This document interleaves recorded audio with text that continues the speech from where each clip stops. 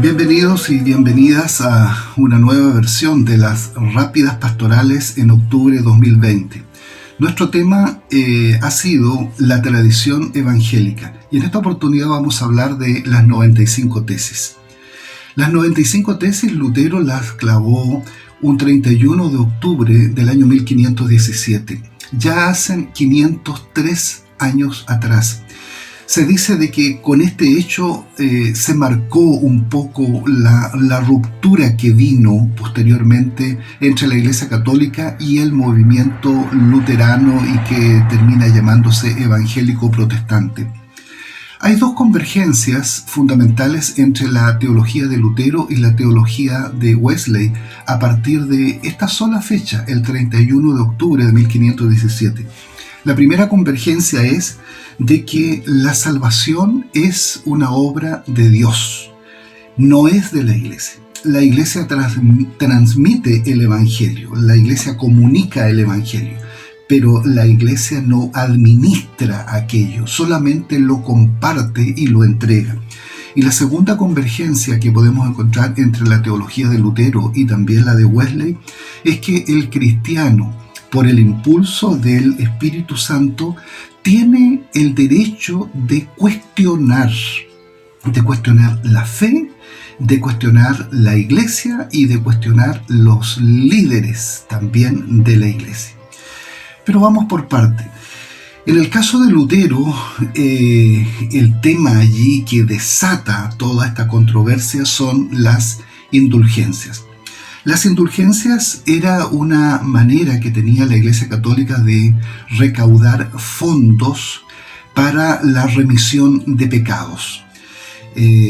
La gente era pecadora y por lo tanto tenía temas pendientes o deudas frente a Dios, y la Iglesia dice, bueno, páguennos a nosotros, cómprennos estos certificados o estas cartas y la deuda queda saldada frente a Dios.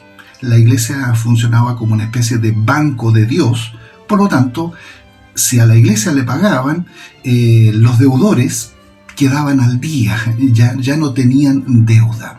Este tema, naturalmente, fue el tema de las 95 tesis. A Lutero le parecía que esto era algo extraño, que esto era algo raro, que esto no lo sostenía la Escritura, ni siquiera la tradición de la Iglesia. Esto habría sido un invento y que ya venía desde hace algún tiempo, no era solamente en ese tiempo de Lutero. En el caso de Wesley, es importante acá invitar a los que quieren investigar sobre la tradición wesleyana. Para Wesley hay una crítica muy fuerte en lo que él llama la religión exterior. Y la religión exterior en el siglo XVIII para Wesley era toda aquella expresión de la iglesia que, más que comunidad de creyentes, era la expresión de una organización y de una institución religiosa. Y quienes participaban de esa organización y de esa institución religiosa se sentían que estaban cumpliendo sus votos delante de Dios y estaban propiciando una buena manera de sostener y de proyectar su relación con Dios. La iglesia estaba allí, en sus lugares, en sus imponentes catedrales, con sus ritos, con sus ceremonias, con sus activismos, con sus clérigos, y ser parte de aquello, la mentalidad popular hacía creer de que ya era estar cumpliendo de buena manera delante de Dios. Wesley dice, esa religión exterior no vale nada. Literalmente él dice por allí, esa religión exterior es una parodia frente a Dios. Es una religión que no salva, es una religión que no propicia una fe que salva, y más bien, literalmente dice esto, es una religión que sirve al diablo. Uno podría decir lo que para Lutero eran las indulgencias, para Wesley lo es esta religión exterior que cautiva y que seduce, pero que engaña a las personas. Quisiera decir que hay a mi juicio, tres grandes conclusiones que pueden derivarse de lo que pasó un 31 de octubre de 1517, tanto en Lutero como también para Wesley, con las repercusiones que tendría para nosotros como metodistas. La primera gran conclusión es que ser protestante significa poner en cuestionamiento la doctrina y la práctica de la Iglesia en determinados momentos.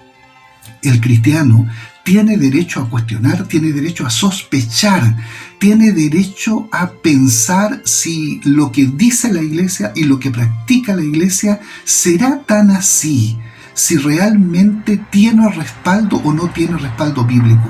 Lutero, por ejemplo, había dicho en alguna oportunidad frente al emperador en el año 1521, no creo ni en papas, ni creo ni en concilios, porque a menudo se equivocan.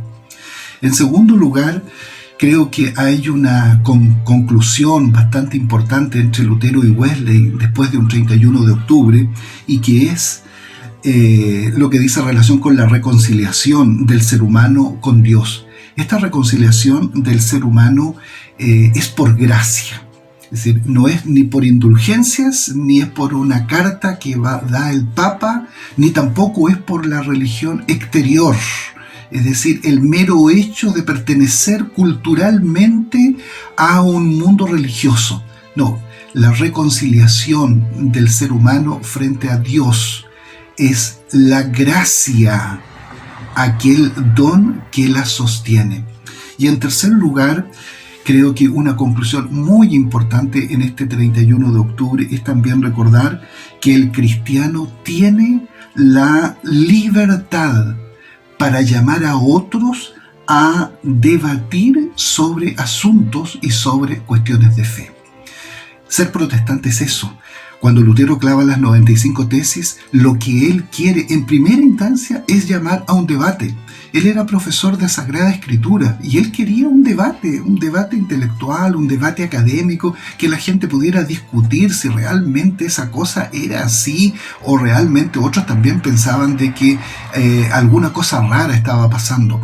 Wesley, por su parte, coloca incluso como medio de gracia, atención para los investigadores de Wesley, la conversación cristiana. Él sostiene de que los cristianos deben conversar sobre los asuntos de fe. ¿A qué llegamos? Lutero en el siglo XVI, ya en el año 1520, había sido advertido por el Papa y algunos emisarios a través de una bula que él pudiera retractarse y parar. Se dice que el 10 de diciembre de 1520 Lutero quemó ese documento, quemó públicamente esa bula, y el 3 de enero de 1521 Lutero fue expulsado de la iglesia, fue excomulgado de la iglesia. Atención, porque en el caso de Wesley no es expulsado, ni tampoco él renuncia, pero sí, en el siglo XVIII se crean condiciones mediante las cuales se hace insostenible la presencia de los metodistas allí en la comunión con la iglesia anglicana.